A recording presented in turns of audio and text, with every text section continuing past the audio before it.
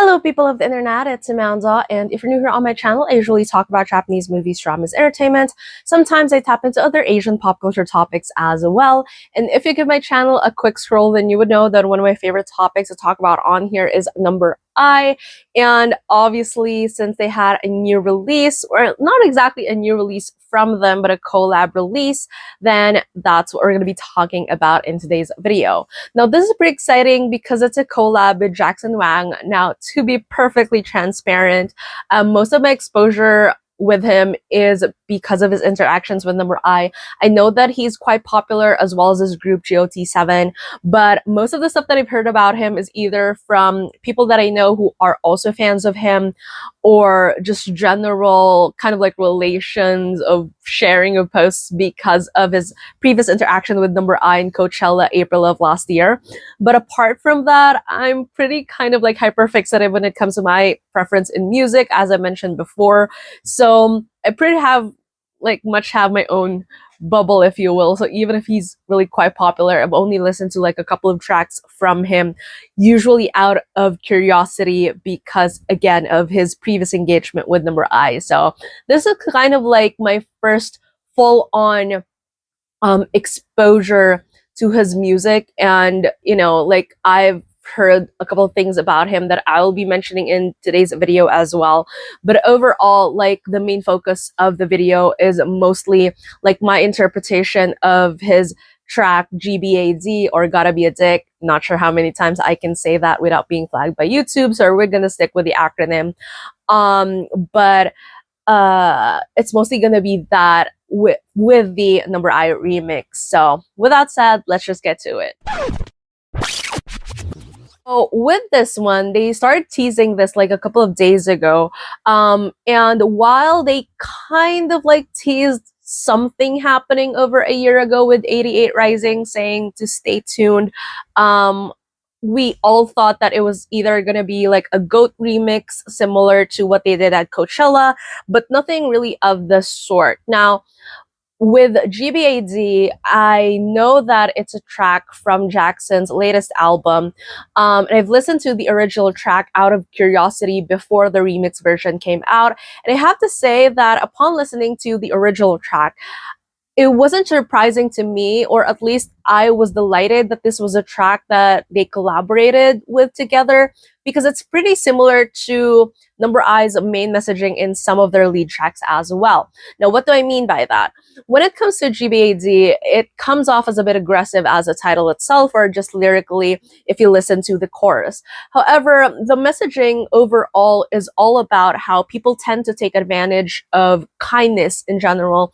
And if you're too kind, then people make it easier to manipulate you, or, for example, to kind of like hate on you, or all these other things. And it's easier to put out an edge, or to kind of like live your life a little bit out there in order to shield yourself from that. But at the same time, you also have to have the courage to be yourself. That's kind of like the thing, or the vibe that I'm getting from this track.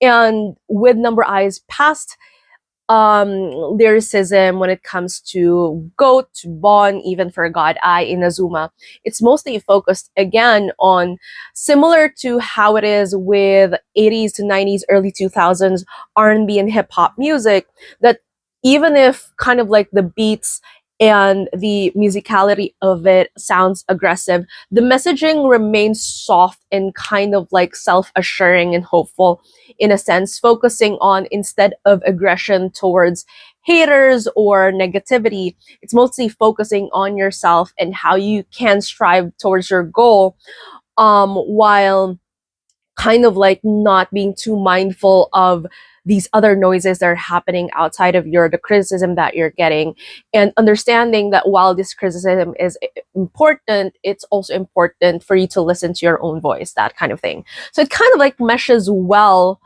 with how they are kind of like, in a sense. Now, again, as I mentioned, I only know of Jackson through small stuff, like hearing from people about him and stuff like that. But one thing that I've watched him in like talk about is bridging, Western and Eastern kind of like music And I like that with Number I, one of the main misinterpretations of them talking about them wanting to expand their activities overseas is that them wanting to appeal to that kind of like mass Western music, but they've proven time and time again that that's not the intention at all with their participation in 88 Rising in Coachella. It was still mostly focused on their Asianness, their being Japanese, and them wanting to put that kind of identity out into the world rather than pandering into what's marketable, what's sellable, what's kind of like TikTok viral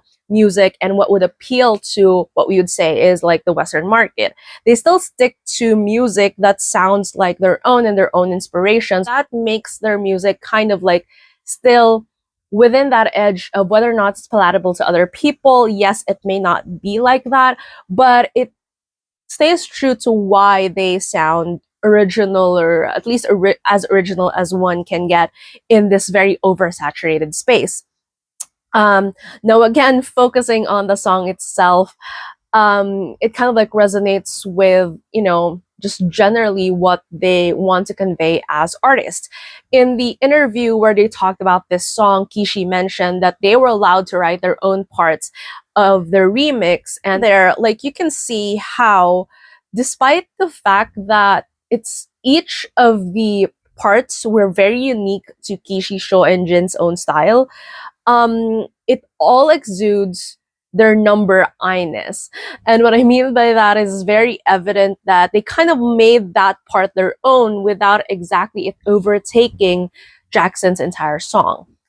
Like, for example, for Kishi's parts, it's very similar to how he writes and produces his own tracks, and similar with Sho and Jin as well. It contains a touch of their identity, so it was not surprising to hear that they were responsible for writing their own parts in the song.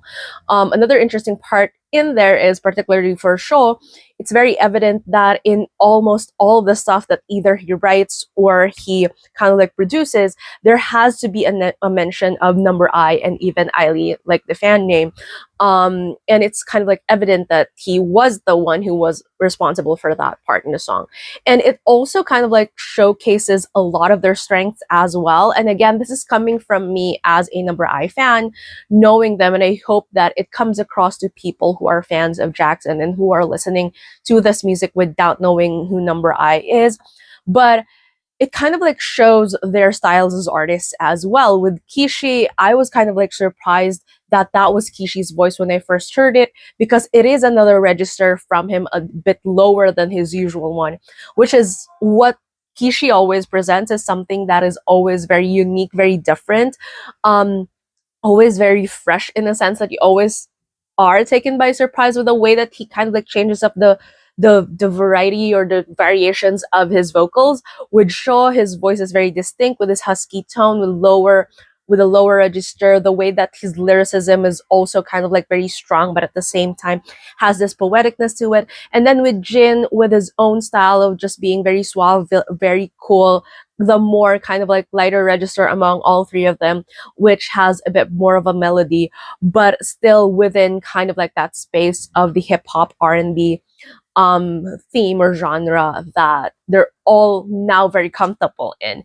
And again, that's all saying, with all that saying, it sounds like them putting themselves out there as individual artists and lyricists while still being cohesive and adding the Number I flavor to it without necessarily it sounding too off and meshing it completely with Jackson's original track.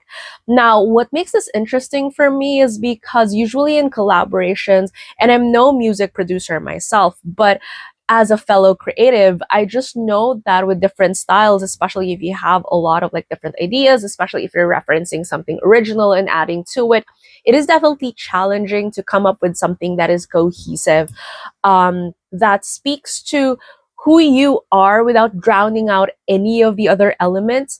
But they, in my opinion, they did it perfectly, in the sense that all the parts stand out without it sticking out in a bad way, and they still kind of like came out with this very kind of like harmonious track that kind of like again references a vibey type of music, that despite the aggressiveness of like the initial intent of it, or the hook of it, meaning the chorus and the title, it kind of like brings you back as to what this song was really about, which is again kind of like diffusing all the noise in order to be able to like shine through and not being overtaken by the negativity that wants to kind of like what do you call this, like overtake or take advantage of your own kindness or your own light.